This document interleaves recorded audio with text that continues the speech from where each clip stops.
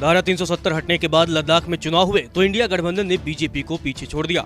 लद्दाख परिषदीय चुनाव के 26 सीटों के लिए चुनाव हुए, जिसमें कांग्रेस और नेशनल कॉन्फ्रेंस ने बीजेपी को पीछे छोड़ दिया है।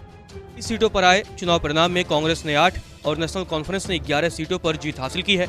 वहीं बीजेपी को 2 और निर्दलीय उम्मीदवार को 1 सीट पर जीत मिली है।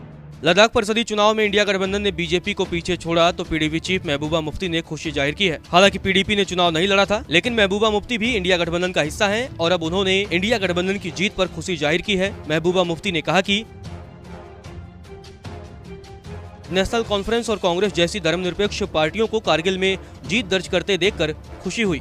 गौरतलब है कि पिछले महीने की शुरुआत में लद्दाख प्रशासन ने सुप्रीम कोर्ट के निर्देश के बाद कारगिल क्षेत्र में 5वें LAHDC के चुनावों के लिए नए कार्यक्रम की घोषणा की थी। यह अधिसूचना तब आई जब सुप्रीम कोर्ट ने आगामी चुनाव के लिए नेशनल कॉन्फ्रेंस के पार्टी चिन्ह को बहाल करते हुए केंद्र शासित प्रदेश प्रशासन की पिछली चुनाव अधिसूचना को भी रद्द कर दिया, क्योंकि नेशनल कॉन्फ्रेंस के उम्मीदवार नामांकन दाखिल करने में सक्षम नहीं थे। अधिसूचना के अनुसार LAHDC की 26 सीटों के लिए 4 अक्टूबर को चुनाव हुए थे। मौजूदा परिषद की अध्यक्षता नेशनल कॉन्फ्रेंस के फिरोज अहमद खान कर रहे हैं। कांग्रेस ने चुनाव से पहले नेशनल कॉन्फ्रेंस के साथ हाथ मिला लिया और 22 उम्मीदवारों को मैदान में उतारा। नेशनल कॉन्फ्रेंस ने 17 उम्मीदवार उतारे। दोनों पार्टियों ने कहा कि यह व्यवस्था उन क्षेत्रों तक सीमित है जहां भाजपा के साथ कड़ा मुकाबला है।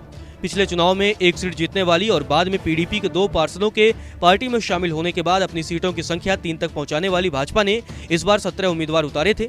आम आदमी पार्टी ने 4 सीटों पर अपनी किस्मत आजमाई, जबकि 25 निर्दलीय भी चुनावी मैदान में थे।